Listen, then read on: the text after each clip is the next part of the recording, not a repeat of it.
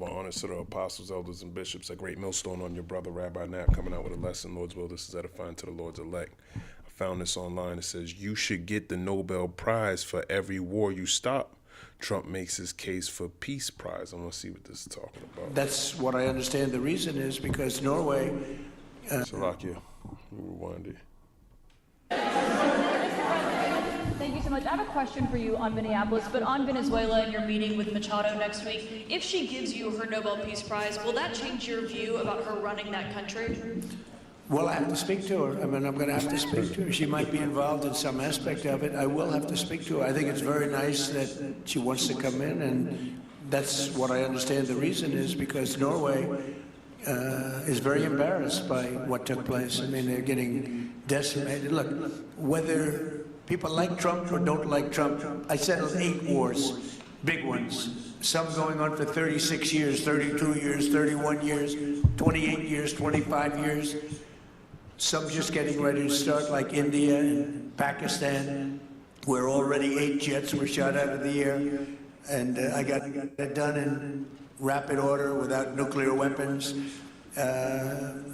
I can't think of anybody in history that should get the Nobel Prize more than me, and I don't want to be bragging, but nobody else settled wars. Obama got the Nobel Prize. He had no idea why. He still has no idea. He walks around, he says, I got the Nobel Prize. Why did he get a Nobel Prize? He got it almost immediately upon attaining office, and he didn't do anything, and he was a bad president.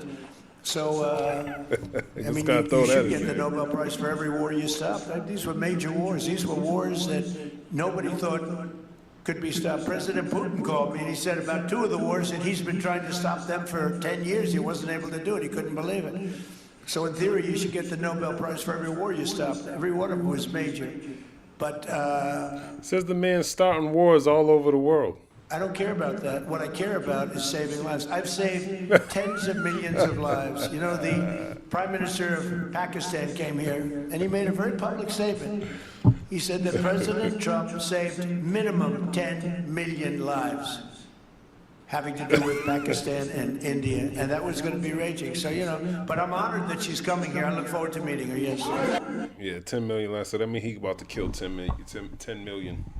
10 million people about to die, man. 10 million. That's what he just said. He said he thinks he saved 10 million lives. So watch how many people died since he said that. 2nd Esdras 5:1. Nevertheless, as concerning the tokens, behold, the day shall come that they which dwell upon earth shall be taken in a great number, and the way of truth shall be hidden, and the land shall be barren of faith. So, how is a lot of people going to be taken in great number? Well, there's going to be wars. Okay, which is prophesied, like it says in Revelation, the 11th chapter. John the Revelator. Revelation 11, verse 14, the second woe is past, and behold, the third woe cometh quickly. Okay, so the first World War passed, and now the Second World War passed, and it says the third woe, meaning death and destruction, or the third World War, is cometh quickly, and that's the time that we're in today. He's saying he's stopping all of these wars, but we know that's not true. Right. I mean, I hope you know that's not true. Revelation 6, verse 4. And they went out another horse that was red, talking about Esau, Genesis the 25th chapter. He came out red all over like a hairy garment. And power was given to him that sat thereon to take peace from the earth. So Esau's not here to bring peace. He's here to take it away. And that they should kill one another. You kill one another during wars. He did that during the First World War, the Second World War, and he's going to be doing that during the Third World War between him and the Russians. Okay, and now you can see how that the U.S. and the EU and the NATO program isn't working. It's not aligned. You see that Russia, his dudes, Putin's house got shot at. You see they're not fit together, man. They warring against each other. That's what's escalating. And there was given unto him a great sword. That's his blessing. Genesis the 27th chapter. In the 41st verse. Let's go there real quick. I might be lying. Genesis 27 and 41, I'm thinking. Nope. Genesis 27 and 40. And by thy sword shalt thou live, and shalt serve thy brother. And it shall come to pass when thou shalt have the dominion that thou shalt break his yoke from off thy neck. So we used to rule over Esau, more importantly, the house of David. But by his sword shall he live. So that's what he's been living by, his military capability. Okay, he's able to go around, steal, rob, and kill, and nobody can do anything to him because he got the sword backing him up. Now, every nation, they got some form of the sword, but they're really unproven. Esau has been showing these nations, look what I can do. Okay, look at this, look at that, look at all of his tech. Look at all this money that he spends on his defense. They have no way of putting that much money towards what he has, and they probably really don't know what he actually has. So they want to make sure when it's time that we got all of our ducks in a row. Because it tells you in Revelation, the 13th chapter, the mindset of these heathen. Revelation 13:4. And they worshiped the dragon which gave power unto the beast. And they worshiped the beast, saying, who is like unto the beast? Who is able to make war with him? So that's the mindset of the heathen. They would have been took Esau out, but they can't. They just haven't been. But honestly, it hasn't been that time yet. But now, these different militaries, they're starting to develop, and now they're getting prepared to battle. Joel 3:9, proclaim ye this among the Gentiles, prepare war, wake up the mighty men, let all the men of war draw near, let them come up. So that's them getting their military conscriptions together, getting their preparing the minds of their people, telling them, listen, we about to go to war. Iran said they got war with Europe, they got war with America, they got war with Israel. They wouldn't be saying that unless they have some form of a sword. You're not going to just do that and, not be able to back it up. Joel 3:10, and it also tells you in Ezekiel, the 38th chapter, how to the Gog in the land of Magog will be a shield unto Persia. So they even got the Russians backing them. Okay, Joel 3:10, beat your plowshares into swords and your pruning hooks into spears. Let the weak say I am strong. And they're saying that when they bring out these military capability, when they show you their missiles, like North Korea and Kim Jong-un, he's showing you different types of missiles. So he's saying, I'm strong. Iran, they're showing you, they got hypersonic missiles. They're saying, I'm strong. Assemble yourselves together and come, all ye heathen, and gather yourselves together round about thither. Cause the mighty ones to come down, O Lord. Now that's talking about the angels. Okay? Because that's what's going to happen. He's going to bring them into the valley of Jehoshaphat, but then they're going to stop fighting each other and then fight up against the Lord. Okay? Joel 3:13, put ye in the sickle, for the harvest is ripe. Come get you down, for the press is full, the fats overflow, for the wickedness is great. So when the harvest time is when the Lord's coming to reap, he's going to get his elect. He's going to destroy the chaff, but he's going to gather the wheat. And the wheat represents the elect. The chaff represents the stubble, the shit you don't want. You're going to burn that up. Joel 3:14, multitudes in the valley of decision, for the day of the Lord Yahweh is near in the valley of decision. And it's near, we can see it because of the different events that are happening right now. Iran right now, they're going through their different types of protests. And America is saying, you better not hurt any of those protesters, or we're going to do this, that, and the third. And I think there's some new warnings that Duck had given to them about those protesters over there. Joel 3:12. It says, let the heathen be wakened and come up to the valley of Jehoshaphat, for there will I sit to judge all the heathen round about. So all the different heathen nations that got militaries and things like that, they're going to participate in World War III. Actually, I already read that. So the valley of decision is the same thing as the valley of Jehoshaphat, which is Yahweh Shaphat, which is Yahweh's decision. Okay, and his decision or his determination, according to Zephaniah, is to gather the nations so he can pour upon them his righteous indignation. So they deserve what's coming to them.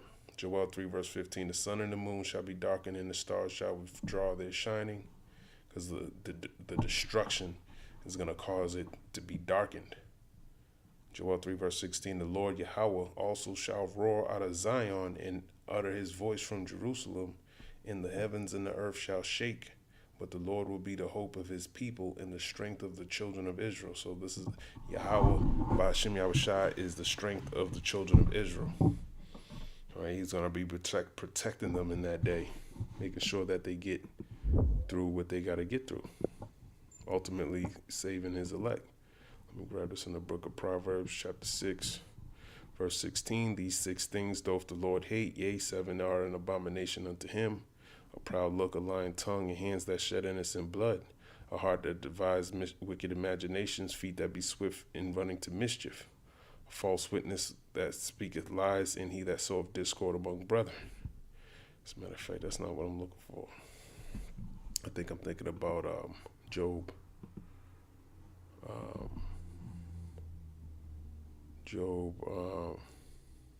In 6 troubles. That's what I'm thinking about. 6 troubles. So he's going to be our strength. I spelled that wrong. 6 troubles. Job 5 and 19. He shall deliver thee in 6 troubles, yea, in 7 there shall no evil touch thee. Okay. In famine he shall redeem thee from death, and in war from the power of the sword. So we're hoping and praying that the Lord redeem us from the power of the sword, which is the destruction that's coming. It says in 6 troubles, he'll deliver thee in 6 troubles. The 6 troubles is Jacob's trouble. Okay, and the 7th shall no evil touch thee. 7 is completion, which is going into the thermonuclear destruction. Okay. Job 5 and 21. Thou shalt be hid from the scourge of the tongue, neither shalt thou be afraid of destruction when it cometh.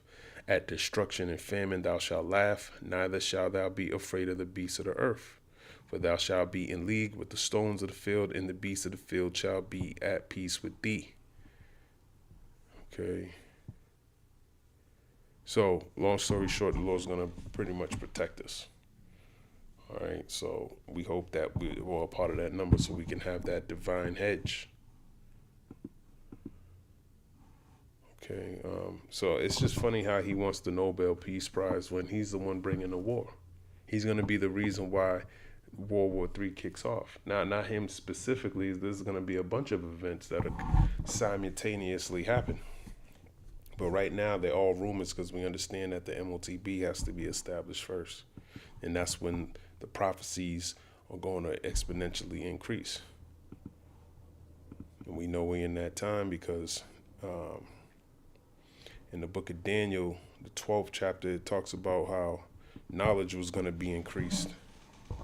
Where's that at? Daniel 12 and 4. But thou, O Daniel, shut up the words and seal the book, even to the time of the end. Many shall run to and fro, and knowledge shall be increased. So we're in that time where knowledge has been increased, where the heathens' military capability has been increased, as well as the knowledge of the Lord on the left and the right. I mean, on the right hand side, and on the left hand side, they got knowledge of their technology and things like that, AI and things like that.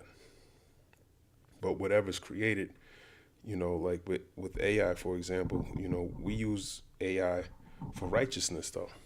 You know, a lot of these news articles and shit you see on the internet, all of it, most of it, if not all of it, is a psyop.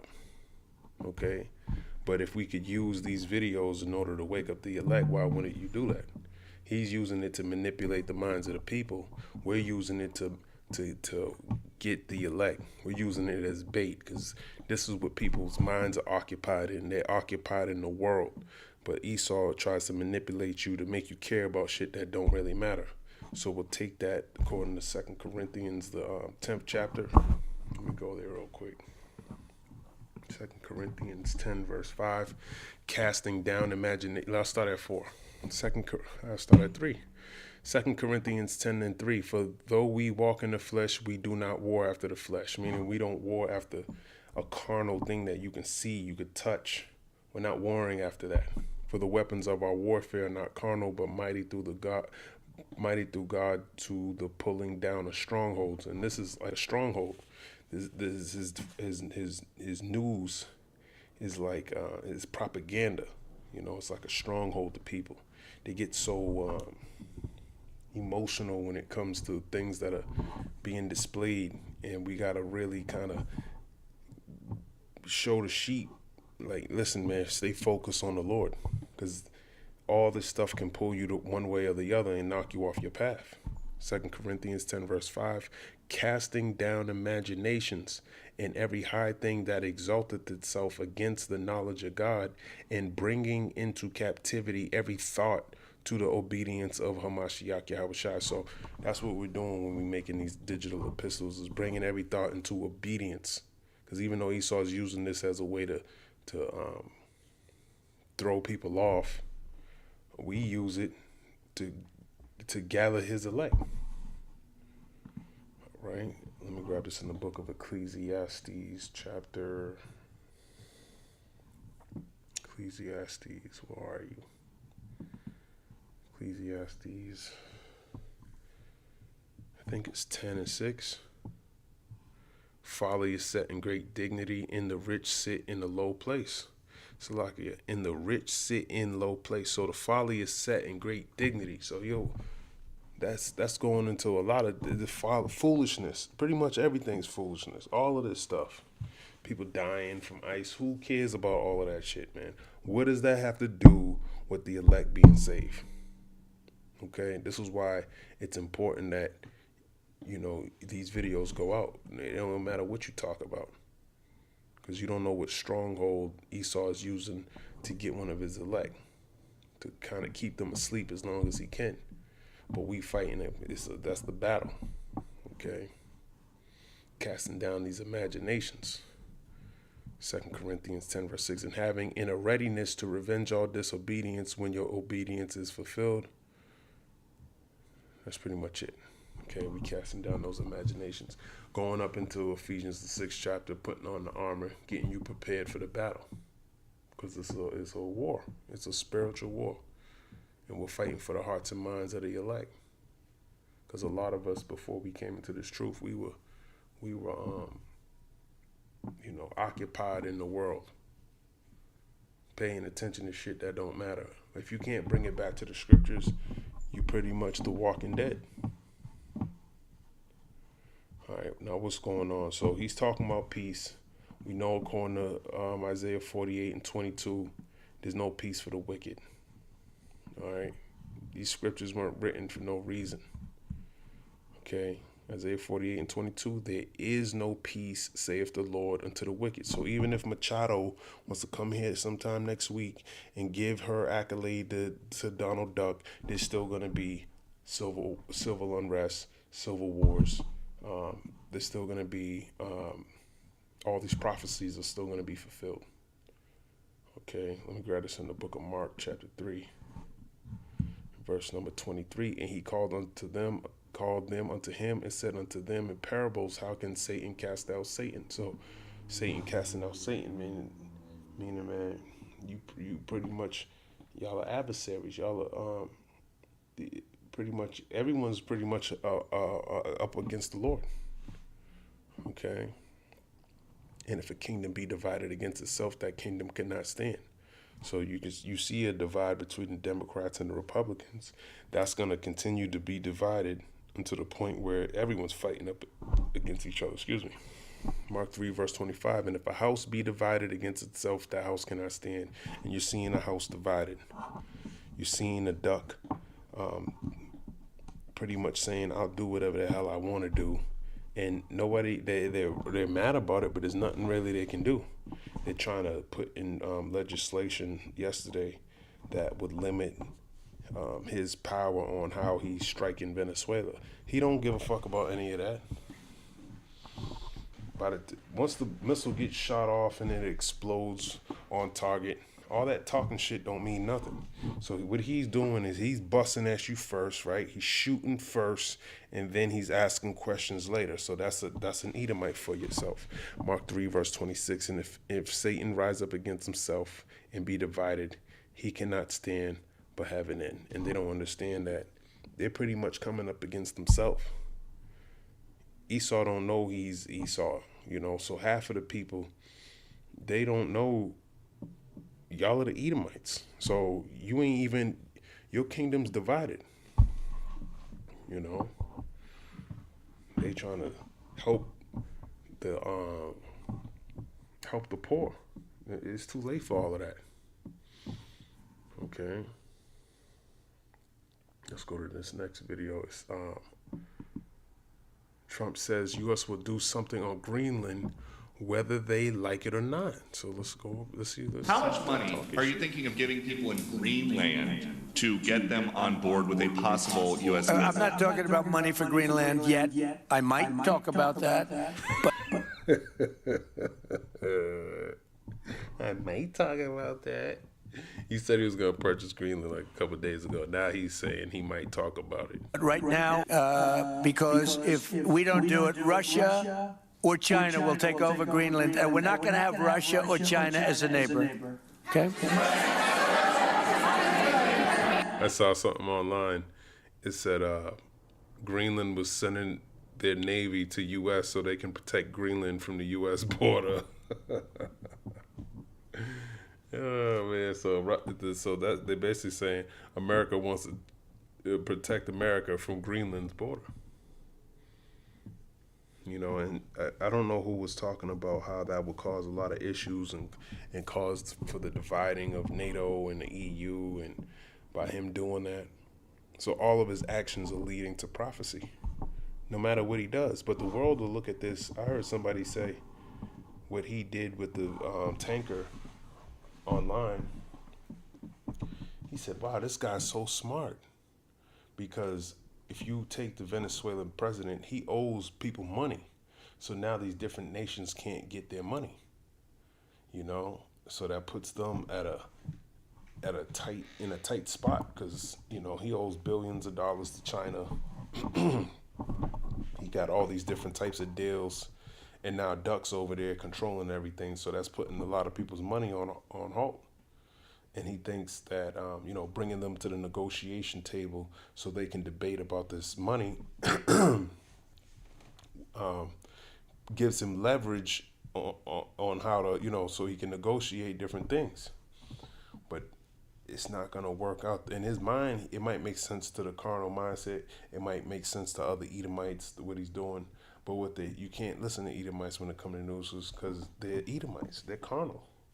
They think they got everything carnal, I got all the food, I got my bandages, I got extra plastic and wooden planks in case my windows break. You think you got everything covered, and the thing you forgot about the most was the Lord. He tells you that, thou fool, thy soul shall be required of thee, showing you that. So who are all those things would be that now that your soul's required? So you're going to be leaving and storing up all that stuff for the elect. And they never can put that into their equation. Hence making them a fool at the end of the day. Because they don't even have the mindset to understand that there's a power involved. They don't understand prophecy.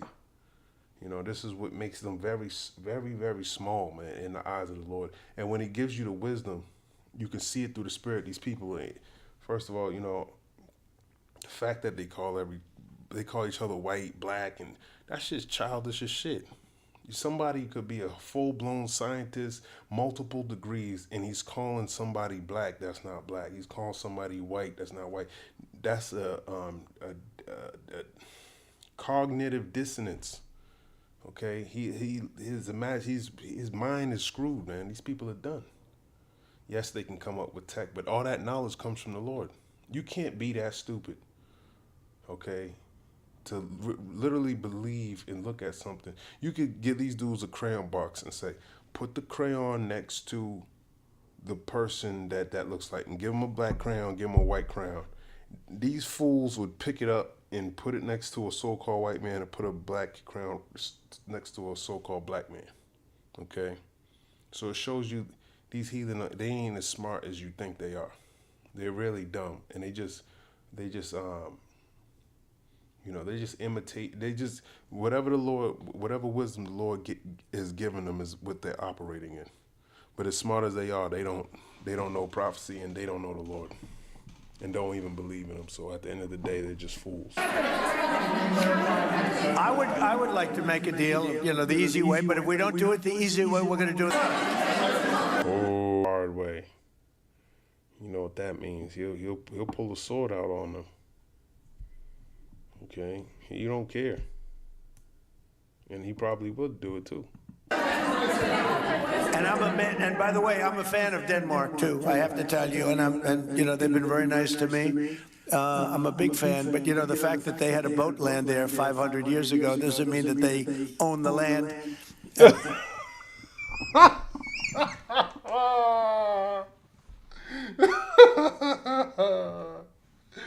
Oh shit, man!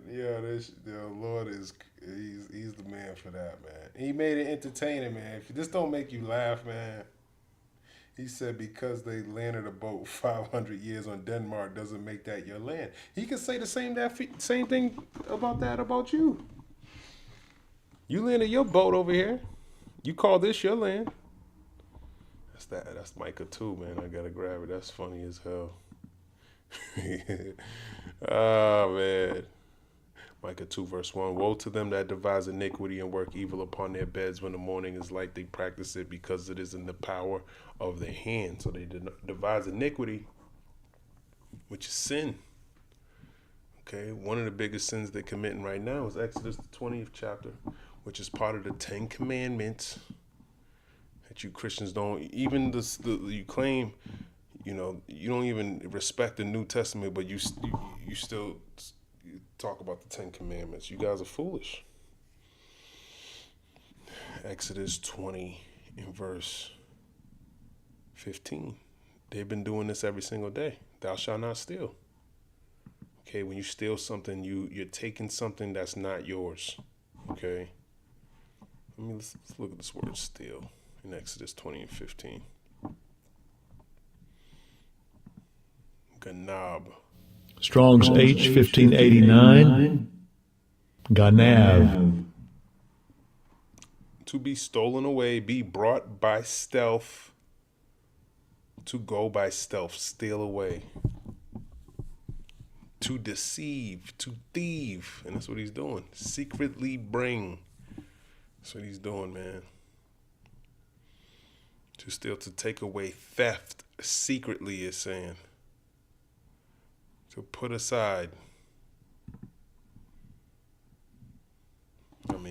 Brought to me by stealth or secretly. So, we know what stealing means, but I wanted to look into it anyways. And that's what he's doing. Let me finish this. I'm sure we had lots of boats go there also. But we need that because if you take a look outside of Greenland right now, there are Russian destroyers, there are Chinese destroyers and bigger. There are Russian submarines all over the place. We're not going to have Russia or China occupy Greenland, and that's what they're going to do if we don't. So we're going to be doing something with Greenland, either the nice way or the more difficult way. How is that going to benefit the American people? Now, somebody did a video on X that showed when at his inauguration. I should have pulled it up. His inauguration, he's basically doing everything he said he wasn't going to do. Oh, I'm going to bring this. I'm not going to start any wars. And, I'm going to do this and blah, blah, blah. And he's doing exactly the opposite. So since you doing exactly the opposite of what you said in the beginning, I just flip everything he says, and it's pretty much been working. It's pretty much right on the money. He's 100% a full-blown liar, man. And that's all Edomites, man. So you could look, it tells you in Psalms 58 and 3. Let me finish this. Micah 2 and 2. And they covet fields, and they take them by violence, and houses, and take them away. So they oppress a man in his house, even a man and his heritage. So you'll take your land and move in there and act like he's you, just like he did over here. Psalms 58, verse 3. The wicked are estranged from the womb. They go astray as soon as they be born, speaking lies. And that's all he does. He speaks lies. Can't trust him. Not just him. All Edom. Please, go ahead, ma'am. Mr. President, why is it so important to you to own it when you have a military presence there, which you could expand to affect security? Because when we own it, we defend it. You don't defend leases the same way. You have to own it. And, you know, with a nation, look at what happened with Obama, with that horrible deal they made with Iran. It was a short-term deal. It was like a 9-year deal. Countries can't make 9-year deals or even 100-year deals. Countries have to have ownership. And you defend ownership, you don't defend leases. And we'll have to defend Greenland. If we don't do it, China or Russia will. It's not going to happen. We are not going to. He just pretty much neglects NATO and the EU from protecting themselves. And I like China. I like Russia. I love the people of China. I love the people of Russia. I get along very well with President Putin, but I'm very disappointed in him. I get along very well with President Xi. I'm going to go over to China in April, but I don't want them as a neighbor in Greenland. Not going to happen. And by the way, I don't want them as a neighbor in Greenland. Oh, man. NATO's got to understand that. I'm all for NATO. I saved NATO. If it weren't for me, you wouldn't have a NATO right now. But we're not going to allow Russia or China to occupy Greenland, and that's what's going to happen if we don't. Yeah, because NATO, you don't know what you're doing, man. Give it to Duck, man. Just let him control everything. You don't know what the hell you're doing. You're just some stupid-ass Edomites with guns. Just give it to Esau. He's more stout than you anyways. Let's go there. He's better than you. You damn heathen don't know how to do shit. Why he's always helping you damn Europeans out. What are you, stupid? You don't know how to do things on your own? That's what he thinks. Daniel 7 verse 25. Actually, Daniel 7 and verse 20. And one of the 10 horns that were in his head, and of the other which came up, and before whom 3 fell, even of that horn that had eyes, had a mouth that spake very great things, whose look was more stout than his fellows. And it's talking about Esau, man.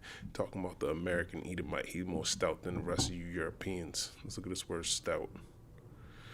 I thought it meant proud, but I don't think it does. It means great. Okay, according to speak great things, did I speak proudly? Chief leader, captain. Am I looking at the word stout? Or what am I looking at? Hold on. I might have clicked the wrong word. Stout. H7229. It says great. Figurative of power. Captain, chief. Okay, let's look in the root word. Anything in here? Many, great, greater than. Yeah. He thinks he's greater than you. He's more stout than his fellows. He's greater than, much exceedingly. He's chief over his fellows. Let's look at that word verbatim in the, see what comes out. Stout refers to a dark, full-bodied bear. No. Stout person. A stout person is generally someone who is heavily built, broad, and somewhat plump or fleshy. Yeah, that looks like Duck. Suggesting a solid, thickest body, though it can also describe someone as brave, strong, and determined, like a stout heart or stout defender. The term implies a substantial build, often seen as a healthy, hearty, or portly physique, rather than just thin or fat. It's giving me all types of definitions. Stout meaning, let's try that. Stout of a person, somewhat fat or of heavy build. Of an object, strong and thick. Roly-poly. Plump, fat. What does it mean being stout? It means strong and sturdy in build, often implying heaviness or thickness. but it also means brave, determined, and forceful in character, or refers to a dark, strong bear. It describes a person. I'm not talking about Guinness, man. Like, it pretty courageous, bold, determined. I like how it said in the blue letter that when you look at the root word, that he's greater than, more numerous than, abundant enough. So it kind of has populous in the Strong's definition. Populous is a global art. No, it's not. Populous means, I'm trying to make it simple. No, I can't even look up the damn word. But greater than. So he at least thinks he's greater than. It makes me think of the book of Psalms, the 10th chapter, when it says that he puffeth at his enemies. Psalms 10:5. His ways are always grievous. Thy judgments are far above out of his sight. As for all his enemies, he puffeth at them. You know how you lift your chest up. That's how Esau is, man. To puff, to blow, to breathe, inflame, to blow, blast. You kind of just, when you puff up, like a puffer fish, man, he try to make himself look bigger than what he actually is. Now, don't get me wrong, he got the sword, but he ain't got it all up there. He ain't I think he is German, as a matter of fact. But I think that, let me grab this precept in the book of Obadiah. Hold on, let me find out if I'm lying or not. Is Donald Trump German? No, Donald Trump is an American citizen of German and Scottish descent. That's what I meant. His paternal grandparents were German immigrants from Karlstad, Germany, while his mother was Scottish. But he was born and raised in New York, making him American, though he embraces his European heritage. Yeah, but his father's a damn of Teeman. So he ain't as stupid as he looks. All right. Because the Germans, according to the scriptures, they're the wise men of the nation of Edom. That's their smartest people. Obadiah. But he's not that smart because he's being played like a fool with Amalek. Amalek is, I was reading the book of Leviticus, the 16th chapter, going into how Aaron would do the sacrifice when he used to make one for the Day of Atonement. He used to do one for the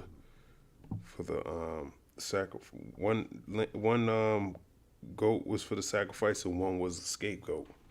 And then he washed himself clean from the sins, but he'll send the scapegoat. That's Esau. That's Duck. He's gonna be the scapegoat while Israel is washing themselves clean off and be like, I didn't do any of this shit. It was him, and then he gonna have to pay for it all. Obadiah, verse I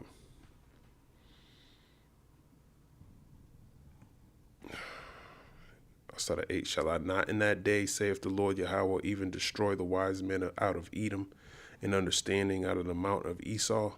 And thy mighty men, O Teman, shall be dismayed, to the end that every one of the mount of Esau may be cut off by slaughter. So he's taking that wisdom away from them.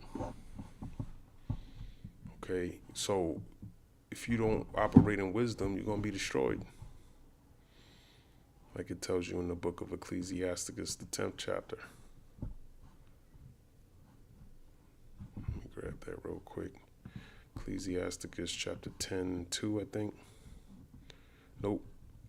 Ecclesiasticus 10:1. A wise judge will instruct his people, and the government of a prudent man is well ordered. So you got to be, that's that wisdom. A wise judge will instruct his people. Ecclesiasticus 10 verse 2, as the judge of the people is himself, so are his officers, and what manner of man the ruler of the city is, such are all they that dwell therein.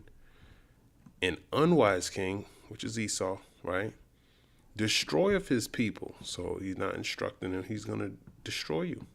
But through the prudence of them which are in authority, the city shall be inhabited. But he's unwise, because the Lord is taking away the wisdom from Teman. He's done there. What's this? Venezuela oil crisis. U.S. blockade continues as tanker Olena is captured. Let me see. Venezuela-linked oil tanker, the tanker known as Olena, was seized in the Caribbean Sea.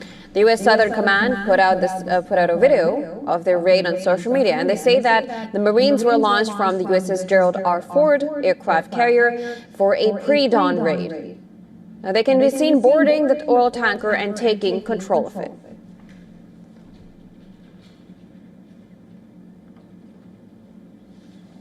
The U.S. Southern Command said that they apprehended the Olena without incident, and that, I'm quoting here, there is no safe haven for criminals, is what they said. The Olena is the fifth oil tanker that the Americans have. He said there's no safe haven for criminals, and he the one stealing someone else's shit. Seized in recent weeks. The first was the Skipper, which is categorized as a VLCC, a very large crude carrier.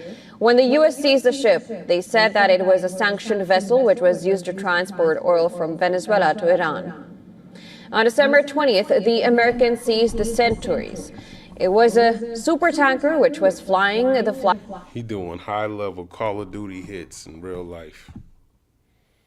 Stealing shit with the military. And you people sign up for this shit, and that's why you're going to get Panama. destroyed. It was also intercepted in the Caribbean, east of Barbados. And back then, Venezuela had labeled these seizures serious acts of international piracy. Ooh, serious acts of international piracy. Crazy part is, when you can't even be mad, because after you do it, you go, you rob, you steal, you come back, he'll take some of the shit you stole and turn it into a medal and put it on around your neck, and you say thank you for that. And that's all it is stolen goods. You go hang that shit up in your house. Fools. Now, there was a brief lull before and after the U.S. abducted Venezuelan President Nicolas Maduro, but earlier this week, the Americans seized two more tankers. First, there was the M. Sophia, which was also seized in the Caribbean. The U.S. said it was a stateless, sanctioned dark fleet vessel, and it was said to be carrying oil to China. The other seizure, which took place on 7th of January.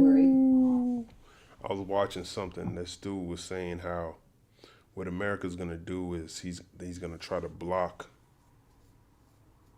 all ships going into China, which he's probably doing now, a lot of these different tankers and shit. And it's going to be hard for them to get the goods that they need. And he don't even need to go to war with them, because he's going to block all ships from going into that area.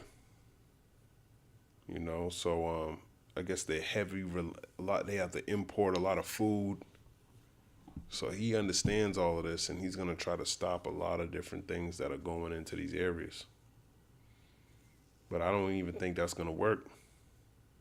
As a matter of fact, I think the reverse is going to happen. The things he's trying to do to these other nations is exactly what's going to happen here. You know, before all this Venezuela and Colombia shit, you had they were talking about Panama, and China was all into that. And then I guess BlackRock bought the Panama Canal, and you don't really hear anything about that. But he had other ties with the Brazilian president. You know, so Brazil's humongous, man. There's a lot of resources in Brazil. So I wouldn't be surprised after, you know, Venezuela and Colombia and Cuba that we start hearing about Brazil too. Okay. So everything's escalating, man. And there got to be a point where, you know, you're gonna feel something, man. Especially with all of these, it's world economics. If one area is not getting something, then another area, there's things that they can do to prevent us from getting stuff. And if you think you're just gonna rob everybody from Southern America and Greenland and all this other stuff to feed yourself, I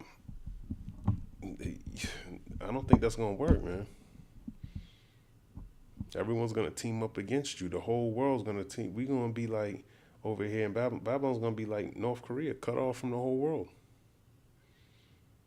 There's a scripture that says, "He that rolleth a stone." Let's grab that. He that rolls a stone. Proverbs 26. Let's go here. Let's go to Proverbs. I don't know why my shit's loading mad long now.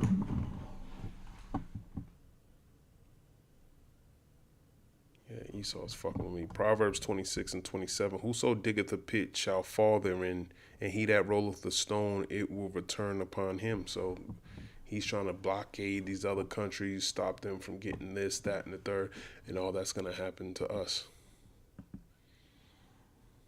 And then watch what type of hell is going to go on when people complaining about the price of goods and groceries. Well, what about when nothing comes here anymore? And nobody gives a fuck because you've been doing it to the rest of the world for the longest time. Then he going to try to fight. And these different ICE shootings and things like that, that's going to exponentially increase to the point where it's going to be just straight up war. And that's when Revelation 12 and 12 is going to be speaking the loudest. Because then he really got a short time. Because nobody's going to want him to be in any form of power at that point. And that's where we're heading into. Was of the Us-Nato. The ship earlier went by the name Bella 1. This capture was unique because the ship was seized all the way in the North Atlantic near Iceland. The ship had broken the U.S. naval blockade around Venezuela, but the U.S. gave chase for 2 weeks until it was seized.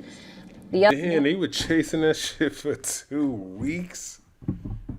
Damn. And it was empty. That's crazy. Another unique thing about the Mariner is that it was a Russian-flagged tanker. And reports say that a Russian submarine had been deployed to safeguard the ship, but it did not end up intervening when the Americans seized the vessel. At least 3 Indians were found among the 28-member crew of the Mariner. So were 2 Russians. Moscow has confirmed that the 2 Russian crew members have been released after Russia made a request to the U.S. President Donald Trump. And now the U.S. has seized its 5th tanker, the Olena. U.S. President Donald Trump reiterated that all Venezuelan ships will have to stay in place. He said that the U.S. and Venezuela's new interim government will work together to rebuild the country's oil infrastructure. But the blockade has not been lifted. That blockade, man, I'm telling you, he's stopping imports from going into Chicago, going into China and the rest of the world. He's messing up a lot of these countries' situations. I wouldn't be surprised if their fuel prices start increasing, just like what's going to happen over here. Meanwhile, 2 new oil tankers were spotted near Havana Bay, despite the U.S. further restrict trade with the socialist island. Marlin Amulet, it's a chemical products tanker sailing under the Marshall Islands flag, docked in Havana on Thursday, while the Martin Mariner, flying the flag of Liberia, arrived on Friday morning. And to give us more details, our correspondent Susan Terani sent us this report from New York. Homeland Security Secretary Kristi Noem says that the United States has seized 2 additional oil tankers linked to Venezuelan crude, calling the move part of expanded efforts to shut down illegal shipping operations outside of U.S. sanctions. Noam said that the vessels were intercepted in international waters and warned that Washington will continue targeting what it describes as a shadow oil network. The seizures come amid a rapidly changing political landscape as Washington moves to reshape its approach to the country's energy sector. President Trump, during talks with major oil executives on Friday, said, quote, "We're going to be open for business," saying even Russia and China can buy the oil. That's some gangster shit, man. He stole the tankers and said Russia and China can buy the oil he stole from them, man. They already bought it. Oh, man, why would they send... Oh, man. That shit's funny. That is hilarious. So he must think that... I know all of this it gotta be a trap, man. The heathen gotta be... They must have something up their sleeve. The Lord's probably giving them... Yeah, let them get this... One of them was empty. So, I don't know. It's not saying anything in the Olena. But if you don't know... You spending 2 weeks to get this tanker. What do you think they got? If they got you to spend 2 weeks on one tanker, 2 weeks is a long damn time. Come on, man. He got you focused on little boats and shit. He probably sending prisoners that were sentenced to death. Yo, man. Who knows what's going on over there in that city? Buying Venezuelan oil, but under strict American oversight. Taken together, the actions reflect Trump's Venezuela doctrine: maximum economic pressure, aggressive maritime enforcement, and direct leverage over energy resources aimed at influencing the country's post-Maduro transition without formal military occupation. Susan Tahrani reporting from New York for WION. World is One. I don't think you're doing all right. I think you're gonna fuck around and find out. That's what's gonna happen. What's this? Russia blasts hypersonic missiles at Ukraine near NATO border. Ukraine said this is the powerful hypersonic missile What the fuck is that? Russia fired into the western region overnight. The strike was part of a barrage in which Moscow launched 242 drones and 35 other missiles at infrastructure. The target was near the border with NATO and EU member Poland. European allies branded the hit as an attempt to intimidate them from supporting Ukraine. Moscow, which has fired the Oreshnik once before at Ukraine, said the strike was an act of retaliation. It was... What the fuck is that? Is that what this is what's flying down at hypersonic speed? Like, this looks like, what the hell is that? A response on one of President Vladimir Putin's residences last month. Ukraine denies this attack, calling it an absurd lie, and the United States has also said this did not happen. Moscow says the Oreshnik is impossible to intercept. Defense expert Sebastian Chube said the deadly strike showcased Russia's capabilities. It is obviously a bit of a warning sign, not only to Ukraine, but also the rest of Europe, considering the cutting-edge technologies that have been used in this attack. Within Europe, there's only a very limited capability that can be effectively utilized against this type of threat. Residents in Ukraine's capital described the night attack as an act of terror, with one saying it undermines the ongoing peace talks. Ukraine has met with the US and European allies this week in Paris to negotiate a peace deal before presenting it to Russia. Moscow has shown little indication thus far that it will drop its demands.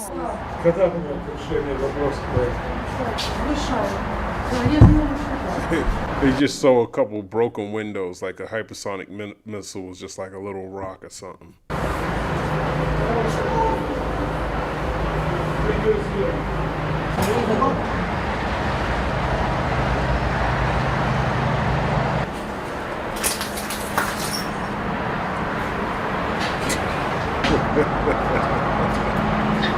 It just went through somebody's building and destroyed their floor in their living room.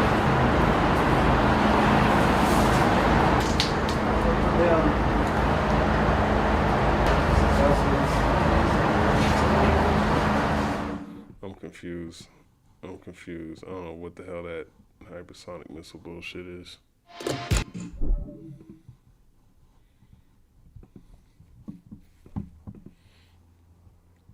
Isaiah chapter 13 and verse 17. Behold, I will stir up the Medes against them, which are the Russians, which shall not regard silver, and as for gold, they shall not delight in it. So there's no way you can pay off the Russians, man. Okay, I think what he's trying to do is get them to negotiate. Hey, you want to buy this oil back? They're not gonna want any of that shit, man. They're just gonna want to destroy you at this point. They already been working. They already knew you. They probably already knew you were you're like this. You know, because when Russia decided, we getting out of that their money system and all of that, he probably figured you got to count all that shit a loss, man. Okay, from this point on, this is how we're gonna do business. And all those tankers, if we get it, we get it. If we don't, we already chalked it up as a loss anyways. Isaiah 13 and 18, their bows also shall dash the young men to pieces, and they shall have no pity on the fruit of the womb, and their eyes shall not spare children. So those hypersonic missiles, man, they showing videos like it don't really do any damage, but when he shot those last year, it looked like laser beams shooting out of the sky. Now, maybe he's just showing to intimidate, so it didn't cause as much damage as if he actually, made it nuclear or put some other type of warhead on it. But I'm sure, according to Isaiah 13 and 8, how is that going to dash your young men to pieces if they're just breaking windows and things like that? All right. So he got technology that he's going to use. This is Poland warns U.S. threat to seize Greenland risk dividing NATO. Yeah, that's what I wanted to see.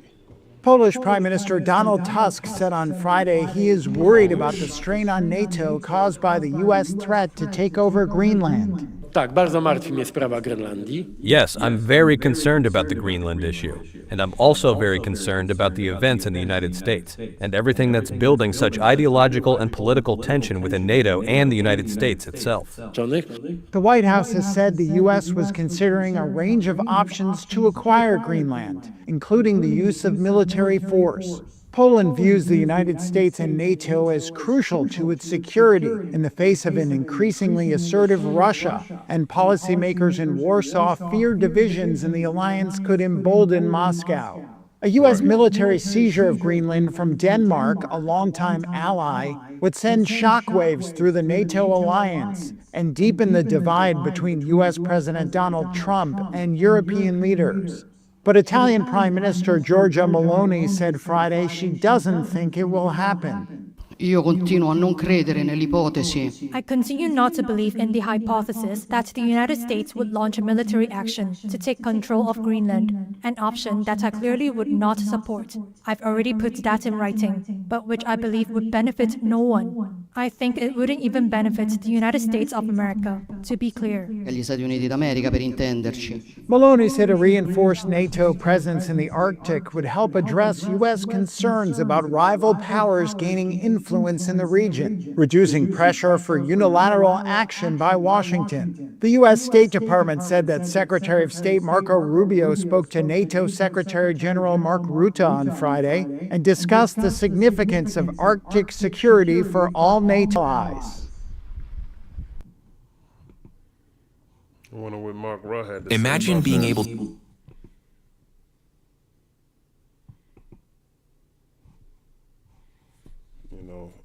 Let's see. How the U.S. take it? This is Mark Rutte right here.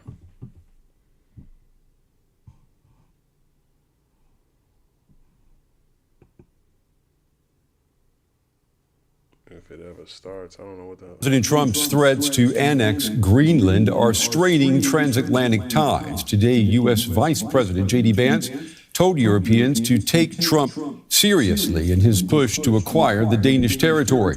European leaders are trying to play down any possibility of U.S. military action. At the same time, they're trying to avert a crisis within NATO. DW's Terry Schultz has more. Last January, President Donald Trump sent his son to Greenland, hoping to buy the semi-autonomous Danish territory. This year, Trump's threatening to send planes of soldiers to take it by force. He says that would increase Arctic security. It's so strategic.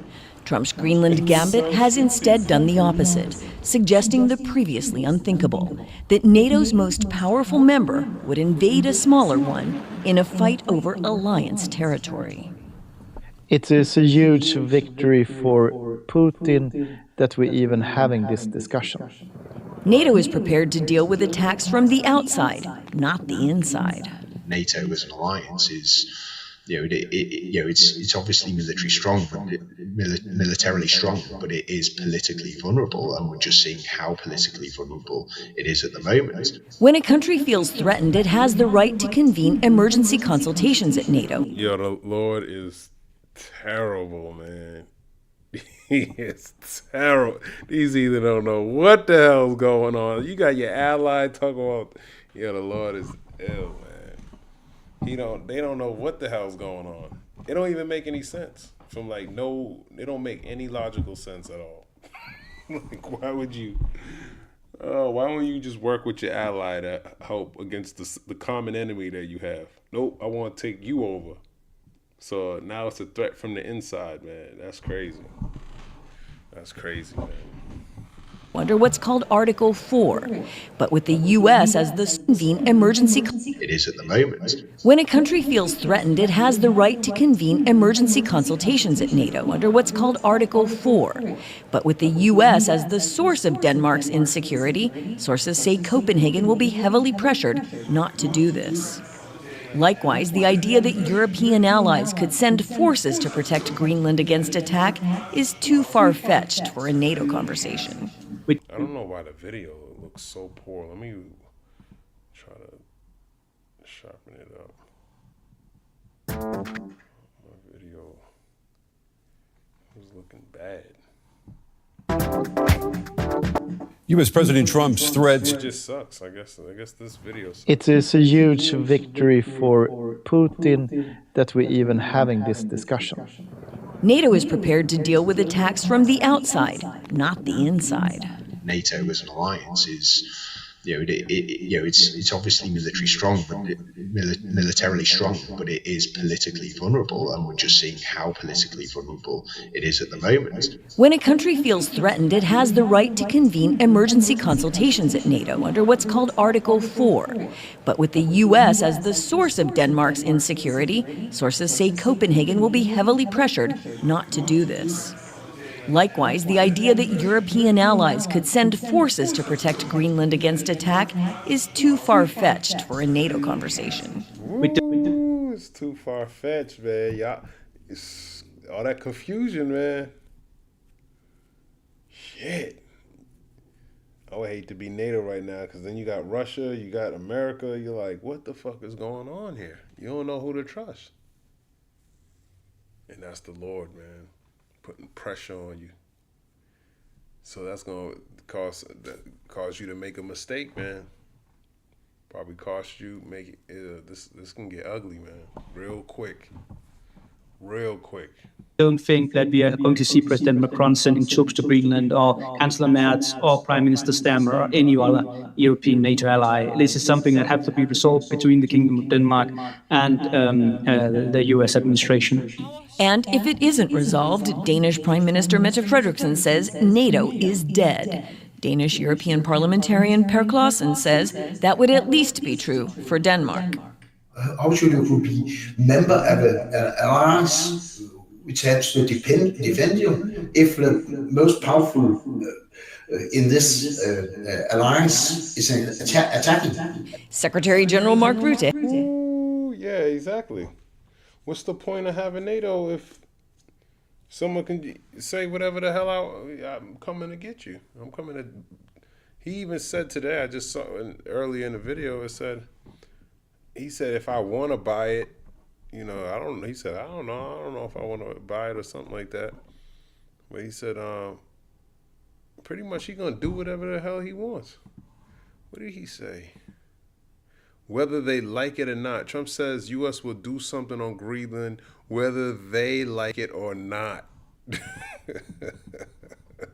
Where's NATO at on that, man?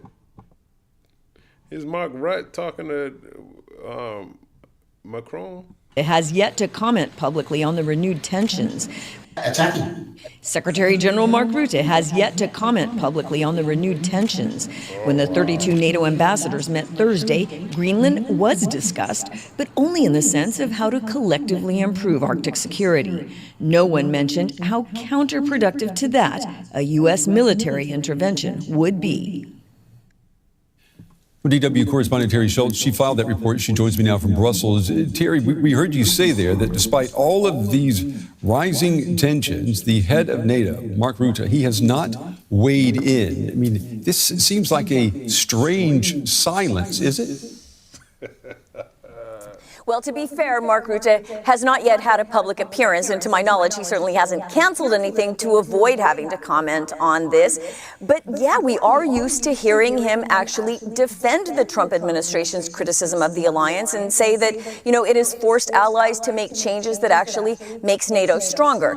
Perhaps he doesn't have any good lines on that this time, but he does have his first public press conference on Monday in Croatia, so I'm hoping some Croatian... Oh, wait, I gotta watch out for that. Monday in Croatia.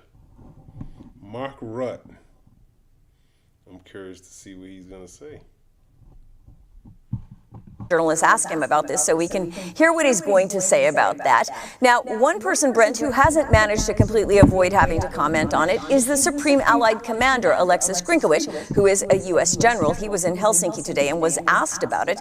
And he said that, you know, this has not affected his daily job at all at a military level. And he repeated the standard line that NATO remains ready to defend every inch of its territory. Of course, that doesn't answer the question at all of what you would do if one ally attacked another to get more of that territory. But I wasn't there to ask a desperate follow-up, Brent, so that's all we know for now. Well, let's go a little bit deeper. Boy, they ain't gonna tell you everything. It sounds like they're gonna defend. Well, what does the scripture say about it? We'll go there. In what you've said here, I mean, what options does NATO really have here? They got the best option, okay? Don't be fooled. You people don't read the Bible, though. Okay? You people are heathen. But you got something coming for your ass. And NATO's part of it. And guess what? We're privy to that information that you don't know, and I'm going to share it with the whole world in a second. It doesn't really have a lot of options.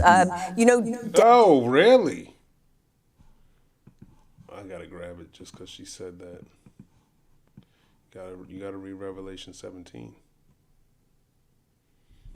You know, the doom of Babylon. Okay, probably should go over another. I probably need to go over this chapter again. I need to go over Revelation 17 and I'll do it again. Put the points down here in verse 16 and 17. It says, "And the 10 horns which thou sawest upon the beast," so the 10 horns represents EU, the beast represents NATO, "these shall hate the whore, which is America." They probably already hate the whore now, but they don't really want to make it public. "And shall make her desolate and naked, and shall eat her flesh and burn her with fire." So they're gonna fight. They're gonna eat her flesh. They're gonna burn her with fire. She says they don't got a lot of options. This is an option. Burning her ass with fire. You wanna come over? Come over here. Come over here. Touch my shit. I'm gonna burn you. And that's what's gonna happen. Revelation 17 and 17. "For God have put in their hearts, which is their mind, to fulfill his will, and to agree and give their kingdom unto the beast until the words of God shall be fulfilled." So right now, when he said he's going to put it into their hearts to fulfill his will, okay, which is to burn this bitch with fire. So they got military options. Now, Esau don't know about them, but the Lord does. Denmark could bring it up at NATO. We have a lot of options. Denmark could bring it up at NATO. But again, yesterday, there was this opportunity with all 32 allies having their first meeting of the new year. And what I was told is that Denmark raised Arctic security. So itself not wanting to really bring those tensions into the open. And it talked about what allies could do to help improve security. But I have a feeling, Brent, that that's how this is going to be referred to in the future. We know that Mark Rutte spoke with Marco Rubio today, and in the two-sentence readout, they said they talked about Arctic security. Yeah, talk about a frustrating Friday. As if this weren't enough, President Trump, he's doubling down today on his desire to actually own Greenland. He said in a New York Times interview that simply working with Denmark within existing arrangements is not enough. So how do you think that's going to go? I think that if Denmark thought that boosting, and the other allies too, thought that boosting Arctic security were going to be enough, this is new cause for worry. That he said, nah, really, we need to own it. That's what I consider success. And further, when asked whether he would choose between trying to acquire Greenland or keeping NATO together, he said, I don't really have an answer to that, and I might have to make a choice. So I think that these are further unsettling remarks. If NATO thought that simply boosting Arctic security, as President Trump said was his aim in the beginning, were going to be enough, this is a new sign that that is not really his end goal. Brett. Yeah, we'll have to see what happens next week when Mark Rutte does have a chance to answer more questions, see if he can soothe any nerves here in Europe. We will see. DW Brussels correspondent Terry Schultz with the latest tonight. Terry, as always, thank you. You're going to burn her with fire. What else do you need him to do? He's supposed to tell the world, yeah, if they do this, I'm just going to kill their ass. I'm going to burn them. Nah. The Lord said, for God have put in their hearts to fulfill his will. Then that's ultimately what's going to happen. Proverbs 21:1. The king's heart is in the hand of the Lord, as the rivers of water. He turneth it whithersoever he will. So he's the one who's going to put it into their minds, like it says, to determine his will. All right. But I'm going to end it here, Lord's